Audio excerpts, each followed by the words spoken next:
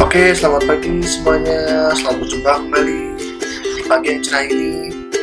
Semua sehat-sehat aja kan? Pada kesempatan kali ini, saya ingin membahas tentang pendidikan lingkungan hidup atau PLH, yang temanya adalah tentang peduli lingkungan.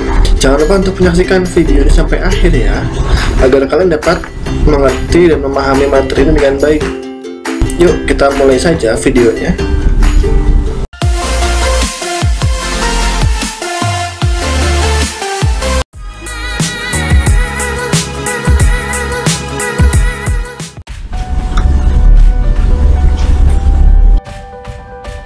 Pada materi tema 3 ini, yang akan saya bahas adalah pedulian terhadap lingkungan, contoh sikap peduli terhadap lingkungan, dan pengawasan lingkungan. Dipelajari sampai tayangan ini selesai ya, agar kalian dapat mengerti dan memahami materi ini dengan baik.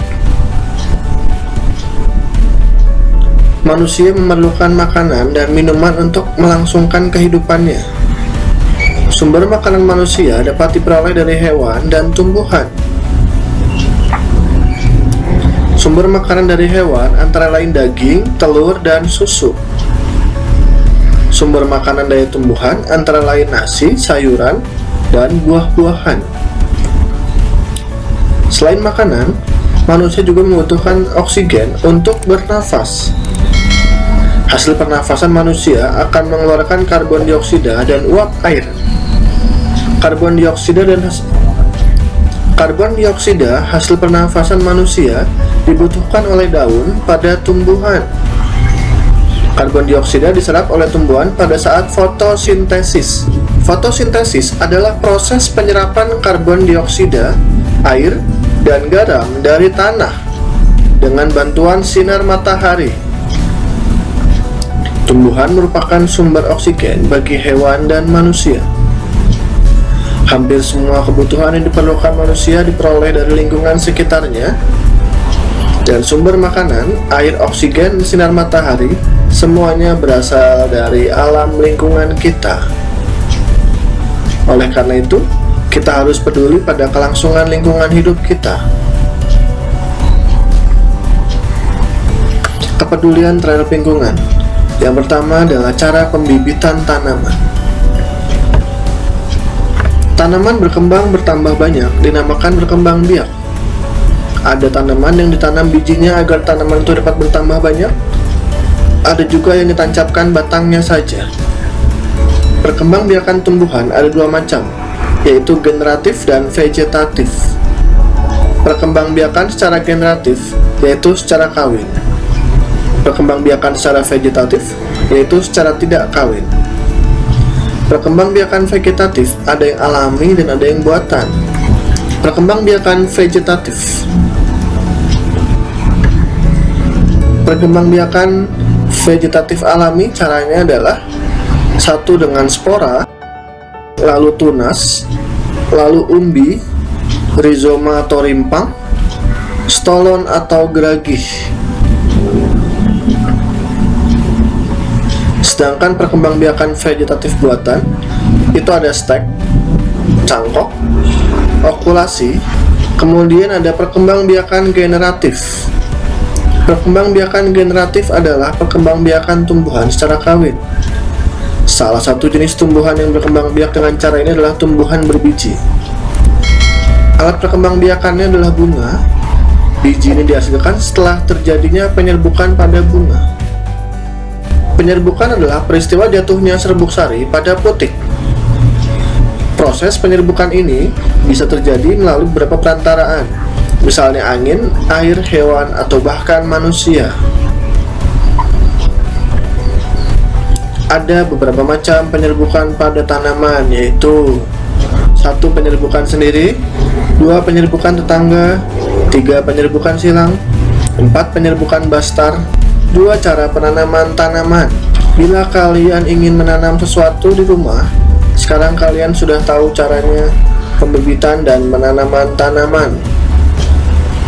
Jangan khawatir, walaupun kamu tidak mempunyai lahan yang cukup luas untuk cocok tanam, bisa menggunakan pot. Menanam dalam pot dapat memperindah lingkungan sekitar. Selain menghasilkan tanaman berupa bunga atau buah, tanaman juga menghasilkan oksigen yang dibutuhkan oleh manusia dan hewan. Tujuan dari pembibitan dan penanaman adalah peduli terhadap lingkungan sekitar, supaya lingkungan kita tetap segar dan asri. Lebih jauh lagi, penanaman pohon dapat mencegah bencana banjir. Kepedulian warga sekitar sungai terhadap lingkungan dapat diwujudkan dengan cara tidak membuang sampah ke sungai, tidak mendirikan bangunan liar di bantaran sungai, dan menanam pohon di bantaran sungai untuk mencegah banjir. Sampah di sekitar kita. Sampah bisa berbentuk macam-macam.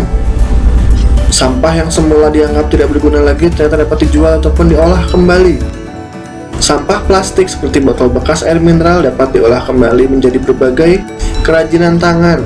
Sampah karet seperti bekas ban kendaraan bermotor dapat diolah kembali menjadi kursi. Sampah daun-daunan bekas dapat dimanfaatkan menjadi pupuk.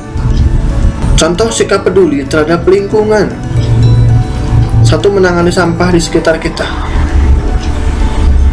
Pernahkah kalian melakukan kegiatan membersihkan lingkungan sekolah? Kegiatan tersebut dapat kalian lakukan loh. Kegiatan yang dilakukan bersama-sama tidak akan terasa berat.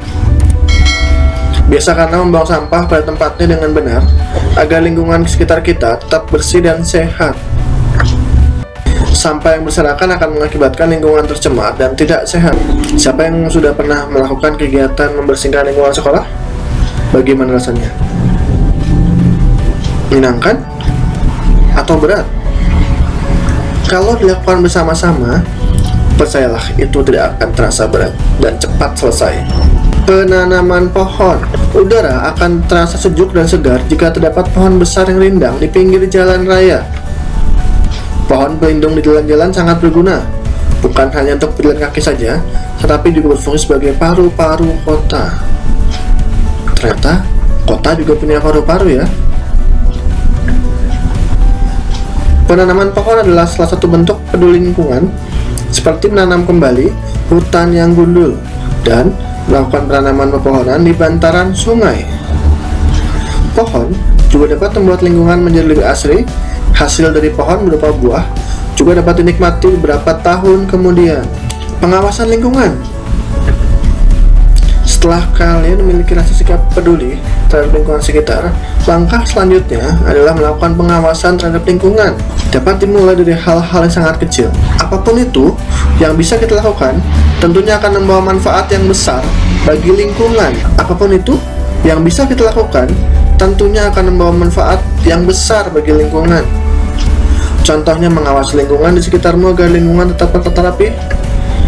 Hal lain adalah mengingatkan teman-teman yang belum menyadari dan belum terbiasa dengan pola hidup sehat di sekolah.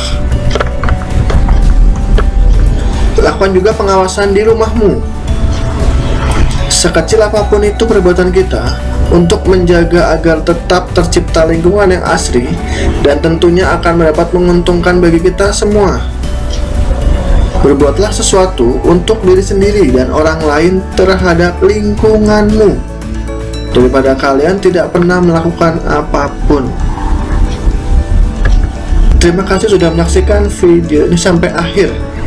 Jangan lupa untuk subscribe, like, dan share video ini ya. Kita akan berjumpa kembali di video pembelajaran berikutnya yang akan membahas materi tentang pendidikan lingkungan hidup yang ada di bab-bab selanjutnya. Tetap menjaga kesehatan, rajin berolahraga, dan sampai jumpa di video berikutnya.